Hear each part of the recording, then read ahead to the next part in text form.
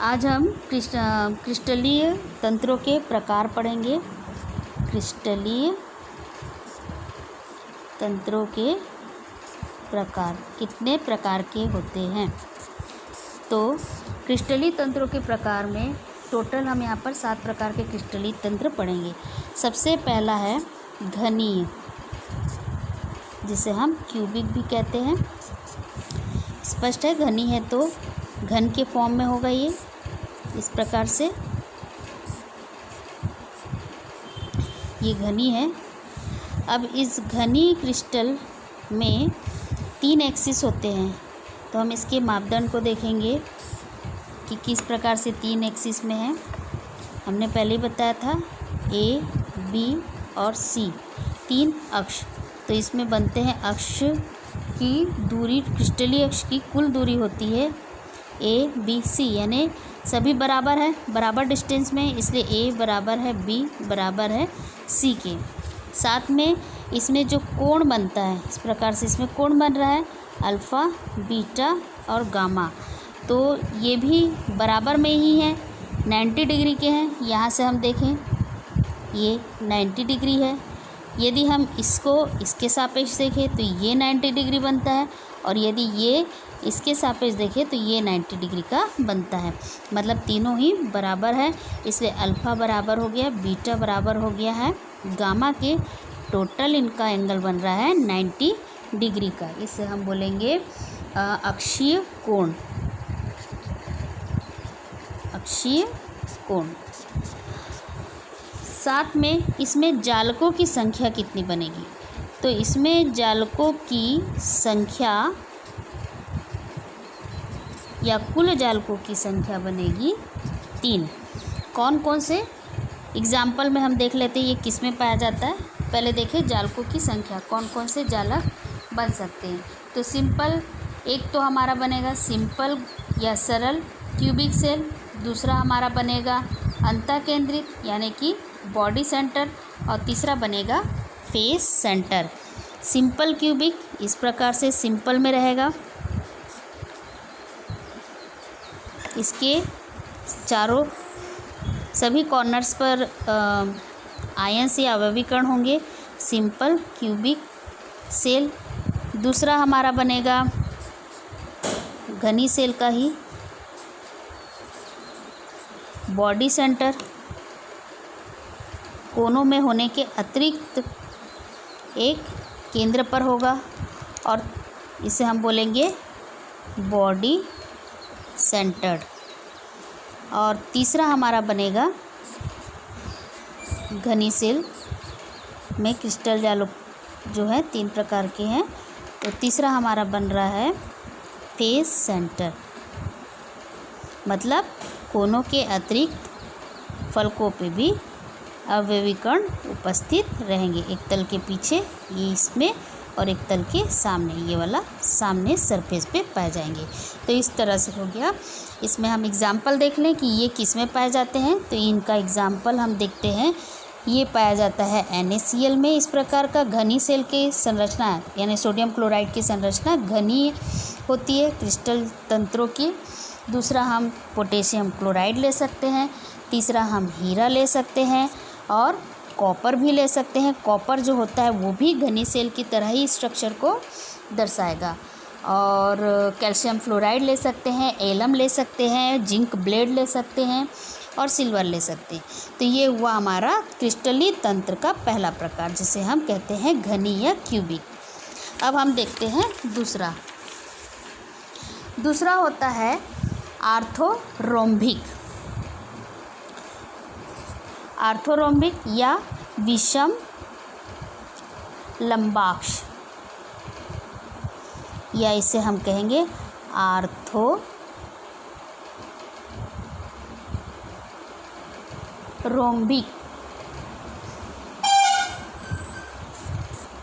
आर्थोरोम्बिक जो होता है, ऐसे क्रिस्टल जालक होते हैं,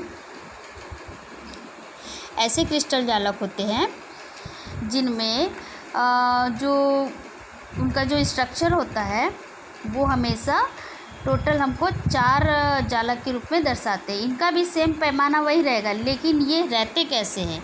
विषम लंबाक्ष मतलब ये घनी अवस्था में नहीं रहेंगे, ये हमें इस प्रकार से लंबवत में पाए जाएंगे।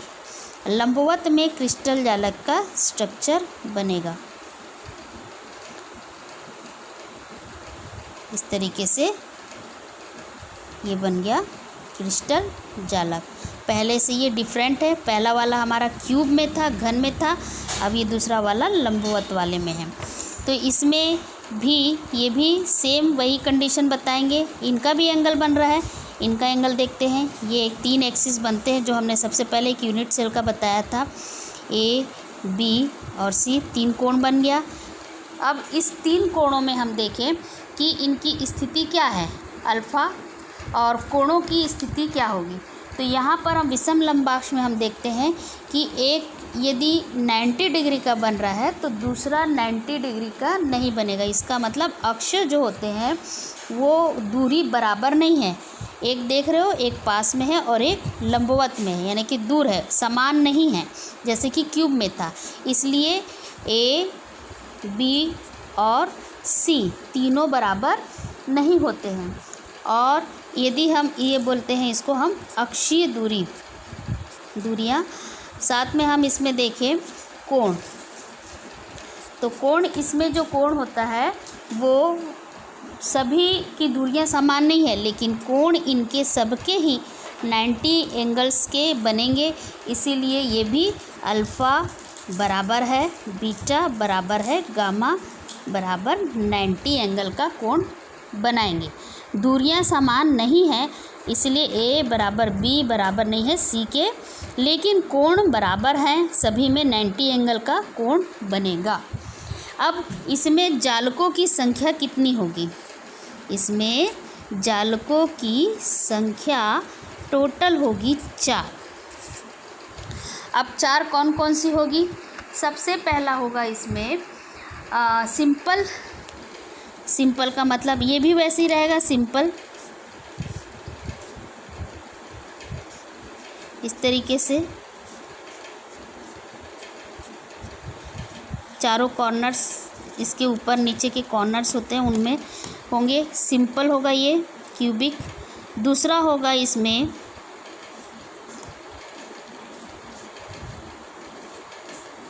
इस तरीके से सिंपल के अतिरिक्त हमने दूसरा बताया एंड सेंटर।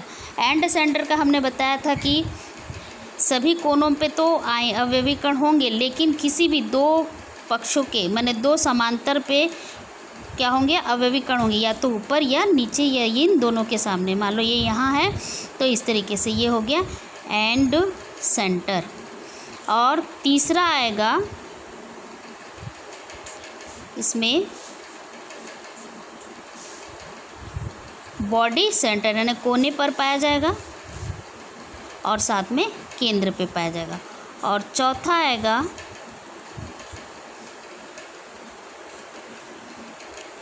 फलक केंद्रित या फेस सेंटर, यानी कि सभी कॉर्नर्स पर भी पाए जाएंगे और सभी सरफेस पर भी ये अवयवीकरण उपस्थित होंगे। इस तरीके से ये होता है विषम लंबाक्ष का। एग्जाम्पल हम देखें इसमें किसमें इस प्रकार का स्ट्रक्चर पाया जा सकता है, तो विषम लंबाक्ष या आर्थ्रोरोम्बिक का होगा पोटेशियम नाइट्रेट। उदाहरण में हम देखते हैं potassium nitrate, barium sulphate, carbonate और भी एग्जाम्पल हम ले सकते हैं। ये हुआ दूसरा प्रकार। अब हम आते हैं तीसरे प्रकार में। तो तीसरा प्रकार होता है टेट्रागोनल। टेट्रागोनल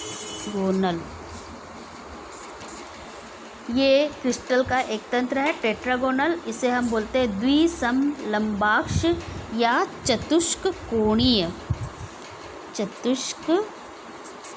कोणीय या द्विसम लंबाक्ष। ये जो टेट्रागोनल होता है इसका जो स्ट्रक्चर है उसको हम देख लें तो उसके आधार पर हम समझ जाएंगे कि किस प्रकार से होता है। टेट्रागोनल के जो क्यूबिक की तरह ही होता है, लेकिन इसमें से कोई दो हिस्सा जो होता है वो थोड़ा सा समान होता है। इस प्रकार से क्यूब नहीं होते ये लोग,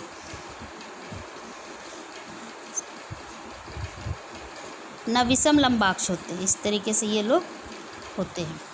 अब ये भी जो होता है इसमें क्या स्थिति होती है, तो इसमें एक भुजा की लंबाई दो अन्य भुजाओं से सर्वथा भिन्न होती है। इसीलिए इनमें अक्षों की जो दूरी होती है, अक्षीय दूरियां होती है जो, वो ए मतलब इसकी जो अक्ष है इसमें एक्स वाई जेड इसमें ए बी और हम सी ले रहे हैं, ए बी सी, तो ये ए बराबर बी तो होंगे लेकिन सी बराबर नहीं होगा।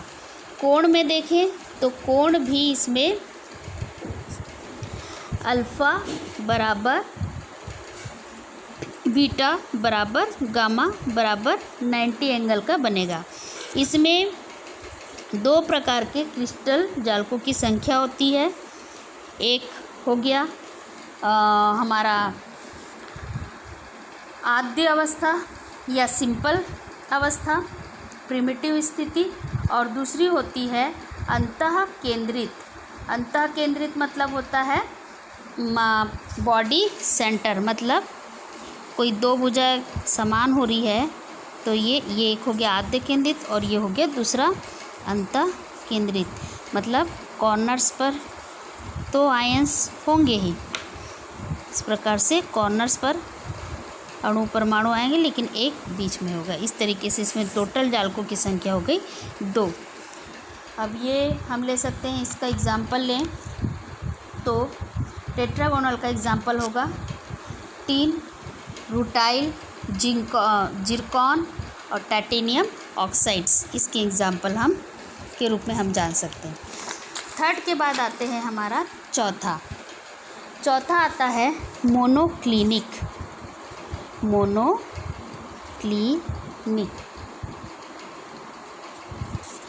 मोनोक्लिनिक को हम एकांताक्ष भी कहते हैं। तो मोनोक्लिनिक जो होता है वो किस प्रकार से, ऐसे क्रिस्टल के जो स्ट्रक्चर्स होते हैं उसमें ए बी और सी यानी अक्षीय दूरी बराबर नहीं होती है। दूसरा, इसमें अल्फ़ा और गामा दोनों ही 90 डिग्री का एंगल बनाएंगे, लेकिन बीटा इसमें 90 डिग्री का एंगल नहीं बनाता है। इसमें भी दो प्रकार के क्रिस्टल जालकों की संख्या बनेगी। एग्जाम्पल में हम इसमें ले सकते हैं calcium sulphate hydrated, calcium sulphate hydrated ले सकते हैं, और जिप्सम ले सकते हैं, सोडियम सल्फेट ले सकते हैं, गंधक ले सकते हैं। इसमें दो लोग कैसे एक जैसे नहीं हो सकते हैं और किस प्रकार से ये बन सकते हैं, तो इसका एग्जांपल हम ले लेते हैं, डायग्राम के द्वारा देख लेते हैं कि ये इस प्रकार से होंगे।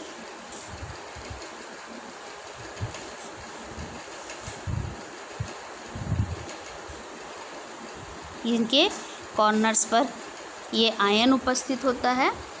तो ये दो प्रकार का हुआ, एक तो हो गया सिंपल प्रिमिटिव स्थिति जिसमें जो एंगल होते हैं ए बी और सी कोई भी समान नहीं होगा। थोड़ा सा हम इसको किसी मॉडल से स्ट्रेच करके बेंड करके देखें तो ये हमको बराबर नहीं लगेगा। दूसरा, इसमें भी एक अल्फ़ा और गामा जो कोण है, यहाँ पर यदि ये ए बी और सी यदि इनके क्या बन रहे हैं, एक्सिस बन रहे हैं, तो अल्फ़ा और गामा यहाँ पर बराबर रहेंगे, लेकिन जो बीटा होता है वो 90 डिग्री का एंगल नहीं बना पाता है। इन दोनों की जो लंबाई होती है वो असमान होते हैं और दो फलकों के मध्य का कोण 90 डिग्री का नहीं होता है। इसीलिए इसे हम एकांताक्ष या मोनोक्लिनिक कहेंगे। ये दो प्रकार के होंगे, एक तो सेम यही और क्यूबिक वाला, और दूसरा होगा इसमें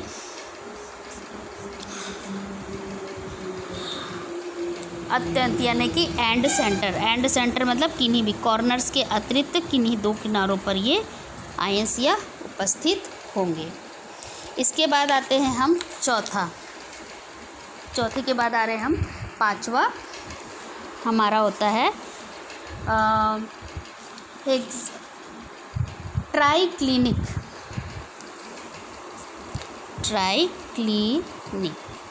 या इसको हम बोल सकते हैं त्रिताक्ष। त्रिताक्ष का मतलब इसमें जो कोणों की दूरी होती है त्रिताक्ष में, ए, बी और सी तीनों ही बराबर नहीं होते हैं अक्षों की दूरी। और दूसरा कोण को यदि हम देखें तो अल्फ़ा, बीटा और गामा तीनों बराबर नहीं होते हैं, यानी 90 डिग्री का एंगल नहीं बनाते हैं।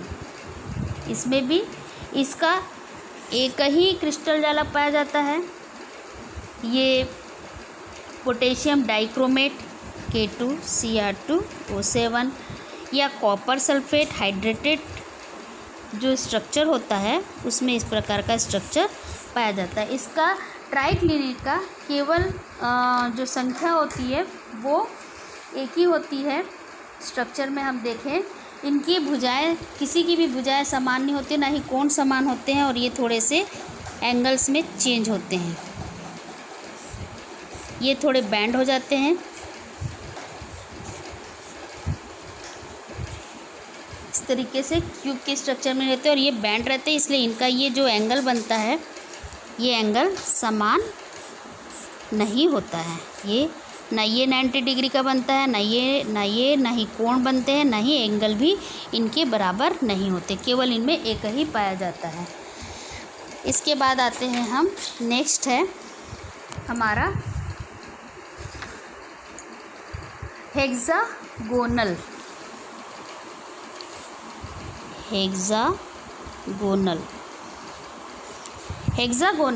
या षटकोणी में अक्षीय दूरियां हम देखें तो ए बराबर नहीं होता बी के, लेकिन ए बराबर होते हैं बी के, लेकिन बी बराबर नहीं होता है सी के। इसमें अल्फ़ा बराबर बीटा बराबर 90 एंगल का बनेगा, लेकिन जो गामा होता है वो 120 एंगल का बनाएगा। एग्जाम्पल हम ले सकते हैं इसमें ग्रेफाइट का आप स्ट्रक्चर देखो, या बर्फ़ का स्ट्रक्चर देखो, या जिंक ऑक्साइड या कैडमियम ऑक्साइड, इन सभी के स्ट्रक्चर्स बैलेंस नहीं होते हैं, थोड़े से ये बैंड हो जाते हैं, तो इस प्रकार का उनका क्रिस्टल स्ट्रक्चर बनता है। इसमें भी क्रिस्टल जालक की संख्या केवल एक होती है, ये हम कहलाएगा हमारा हेक्सागोनल। तो आप स्ट्रक्चर में देख सकते हैं, जैसे हेक्सागोनल के स्ट्रक्चर में इस प्रकार से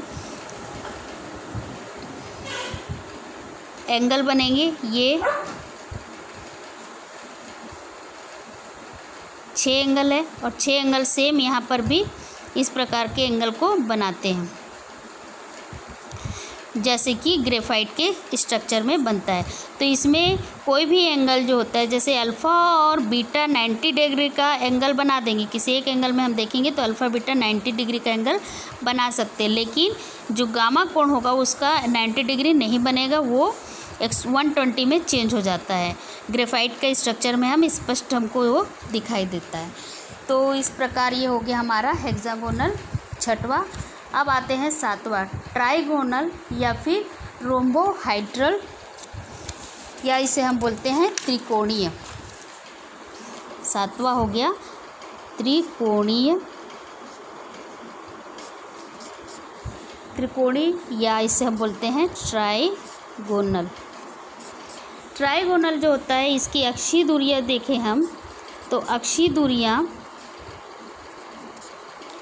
ए बराबर बी और बराबर सी होगा, और यदि हम कोण देखें तो ये अल्फ़ा बराबर बीटा बराबर गामा, लेकिन यहाँ पर ये लोग 90 डिग्री का एंगल नहीं बनाएंगे। इसमें भी संख्या होगी क्रिस्टल जालक की एक, एग्जाम्पल में हम ले सकते हैं आयोडीन क्लोराइड या sodium nitrate, quartz, calcite, hematite या रूबी, इसके एग्जाम्पल हो सकते हैं।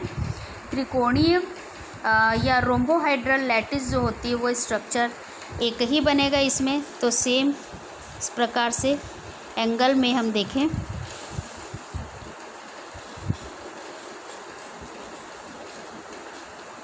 ये यहाँ पर ये 90 एंगल का बन रहा है। यदि हम देखें यहाँ पे ये अल्फ़ा है, ये बीटा है, मान लीजिए गामा है, तो इनके एक्सिस जो होते हैं अल्फ़ा, बीटा और गामा तीनों ही समान नहीं होते हैं, ये इक्वल में नहीं होते हैं, इसलिए ये 90 एंगल का या 90 डिग्री नहीं बनाते हैं।